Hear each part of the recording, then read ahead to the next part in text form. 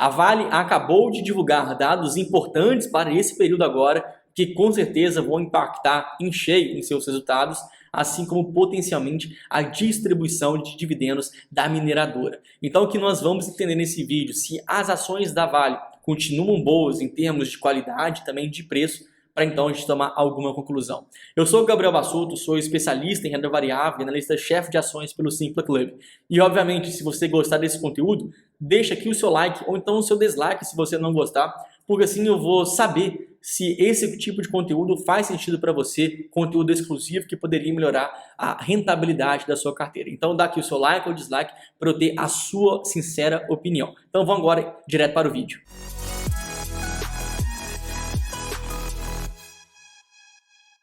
Na sua mais recente prévia operacional que foi divulgada pela mineradora, a gente conseguiu encontrar números em alguns lados preocupantes, outros pelo menos em linha com o mercado. Começando aqui com a produção de minério de ferro, que teve uma queda de 4% em relação ao terceiro trimestre do ano passado, e aqui atingindo uma marca de 86 milhões de toneladas somente nesse trimestre.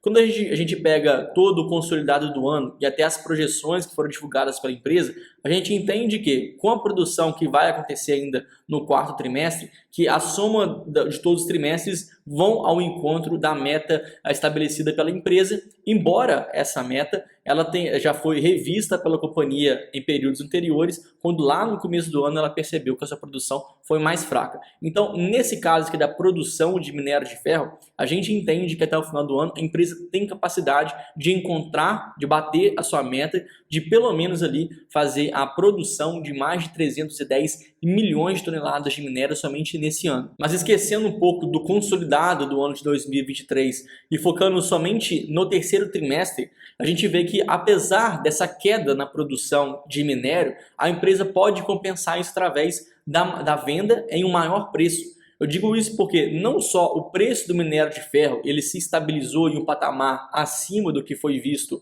no ano anterior, como também o prêmio que a empresa vende o seu minério de ferro também foi maior.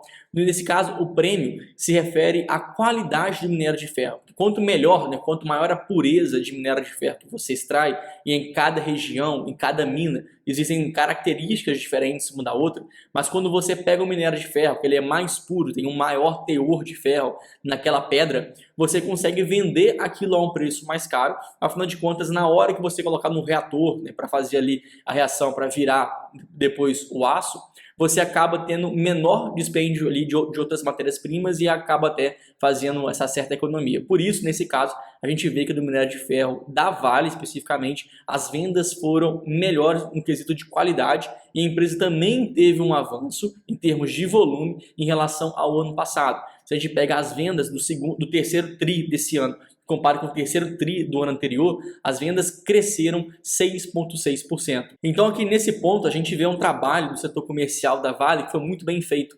A empresa soube aproveitar janelas de oportunidade para vender aquele minério de ferro quando o mercado estivesse em maior otimismo, quando o mercado estivesse mais disposto a pagar um preço mais caro pelo minério.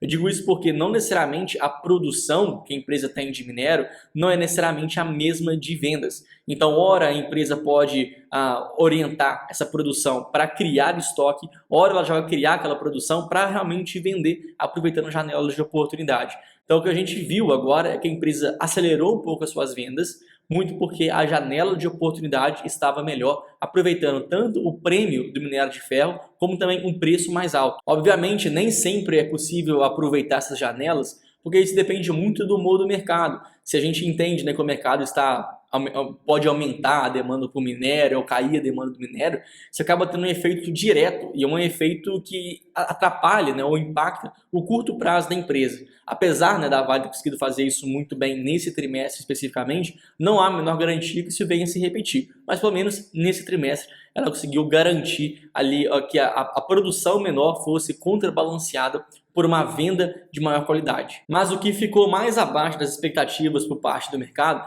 se refere à produção de metais básicos, principalmente no que se refere ao cobre.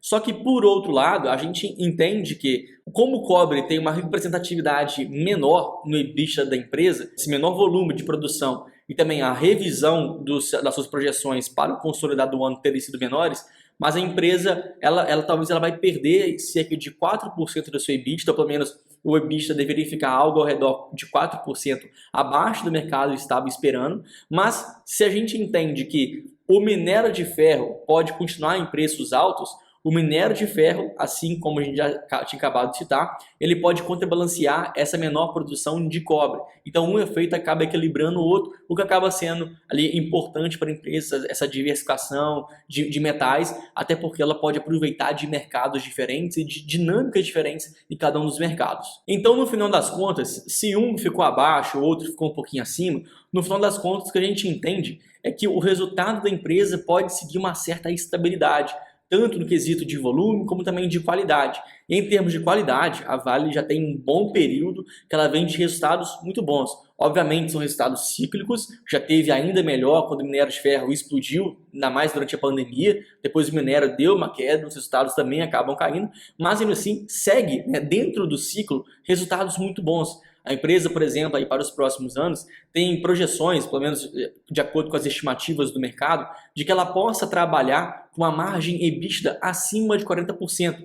Isso é, se a gente considera, por exemplo, que o minério de ferro, pelo menos nesse terceiro trimestre, foi fechado a 103, 105 dólares a tonelada, a empresa tem um custo caixa de produzir cada tonelada muito baixo. Ou seja, quanto maior existe a gordura entre o que a empresa vende e entre o que a empresa tem de custo para aquela produção, maior é a margem que a Vale vai trabalhar. E nesse caso, com certeza, a mineradora brasileira acaba sendo uma referência, uma das maiores empresas do mundo inteiro, tendo uma qualidade ímpar na sua operação. Então, se a gente entende que a empresa vai continuar trabalhando com uma margem de lucro muito alta, uma rentabilidade ainda muito atraente e que a companhia não tem dívidas elevadas, uma situação financeira muito bem controlada, a gente entende que a sua política de dividendos vai continuar acontecendo para os próximos semestres tranquilamente. Ainda vai continuar sendo uma empresa muito boa nesse quesito.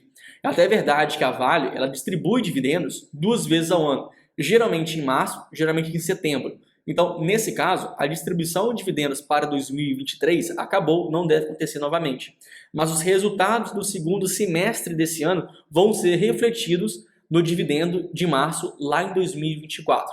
Então, o que acontece hoje vai acabar refletindo lá na frente. E hoje a política de dividendos da empresa é basicamente distribuir cerca de 30% do seu lucro operacional, chamado aqui de EBITDA, menos a quantidade de investimentos correntes, geralmente ali uma aproximação do CAPEX.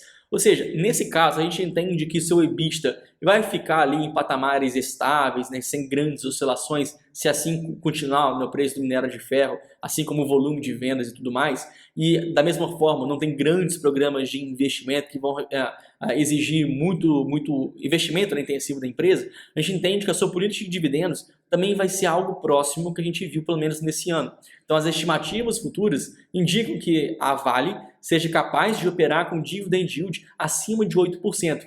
Obviamente não é o que a empresa já distribuiu em períodos anteriores, mas continua sendo uma empresa muito boa nesse quesito. Ainda mais sabendo que é uma empresa muito barata. Se a gente pega, por exemplo, os seus múltiplos de preço agora, o seu EV sobre EBITDA, projetando ali para os próximos resultados, ele está na ordem de 4 vezes. Então, uma empresa boa como é a Vale, lucrativa, sem dívidas, com uma política de dividendos bem definida, acaba operando agora com preço muito aquém do que a gente já viu historicamente. Então, de fato, é uma empresa que enche agora os olhos porque tem um potencial de valorização interessante, ainda assim podendo distribuir bons dividendos. Agora, é óbvio que por se tratar de uma empresa cíclica, né, por trabalhar tanto, né, sendo impactada por questões da demanda de outros países, com o dólar, questão de juros no mundo inteiro, que pode incentivar ou desincentivar as indústrias, tudo isso pode fazer muita volatilidade nas ações no curto prazo. Então, se você é acionista da Vale, ou pelo menos pensa em ter as ações da companhia na sua carteira,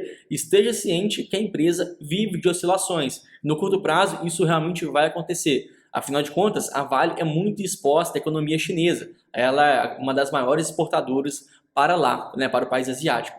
E se a gente pega os dados da economia chinesa, alguns deles nos preocupam, como é o caso, por exemplo, das vendas imobiliárias, que caiu 2 dígitos quando a gente compara esse trimestre agora com o trimestre no ano anterior. Então, realmente foi uma queda forte, né, que acaba impactando aqui todo o setor. E, além disso tudo, também existe um outro fator também aqui ligado ao mercado asiático. Afinal de contas, no caso, as siderúrgicas, que são aquelas empresas produtoras de aço, são então uma das maiores compradoras ali da Vale. E o que a gente tem observado, a dinâmica desse setor siderúrgico nos últimos meses, é que o preço do aço caiu, enquanto que o preço do minério de ferro está em um patamar elevado, estabilizado em um certo patamar que realmente é alto. Então, para as empresas siderúrgicas que até então estavam mantendo a demanda, por mais que o mercado imobiliário chinês estivesse fraco, mas as siderúrgicas na China, por mais que conseguissem vender tanto aço internamente, mas estavam exportando aquele aço. Então mantinha aquela demanda por minério de ferro mais alta. Só que agora, com o preço do aço caindo e o minério de ferro subindo, a margem dessas siderúrgicas ficou bem apertada. Então elas estão preferindo reduzir o volume, reduzir ali a sua produção, para que não perca muito a sua margem, não sejam empresas muito impactadas. Então, o mercado imobiliário chinês, assim como o mercado das siderúrgicas no país asiático, acaba tendo uma influência muito grande nas ações da Vale. Agora, se a gente entende para o longo prazo, que essa filosofia que historicamente traz mais retorno, a gente entende que essas oscilações de curto prazo fazem parte do mercado e a gente está sempre orientado do que vai acontecer lá no longo prazo. E para o longo prazo, a gente entende que a Vale é uma ação hoje com bons resultados, com uma boa qualidade na sua operação, distribuidora de dividendos e ainda assim uma empresa barata. Mas obviamente, se você quer conhecer muito mais a fundo a Vale, na verdade não só a Vale, mas outras centenas de ativos, seja em ações no Brasil, em ações no exterior, fundos imobiliários, renda fixa, fazer toda uma montagem de carteira adequada ao seu perfil de investidor, seguindo recomendações através de analistas que estudam e vivem o mercado diariamente, o Simple Club é a melhor plataforma para você encontrar as melhores oportunidades de investimento.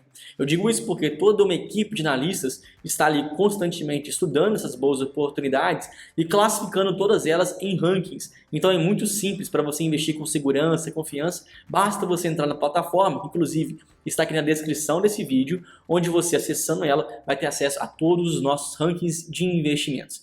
Chegamos aqui ao final desse vídeo, eu espero inclusive que você tenha gostado do material e que em caso positivo, sabendo que se você curtir esse vídeo, curtir ou dar um dislike, mas só para eu saber se esse vídeo faz sentido para você, porque a partir disso eu posso gravar outros materiais semelhantes. Então dá aqui a sua reação, vídeo, um like ou dislike, para eu saber se eu posso continuar gravando conteúdos como esse, exclusivos aqui para o YouTube. Eu agradeço muito a sua atenção, espero você lá no próximo vídeo. Muito obrigado e até mais.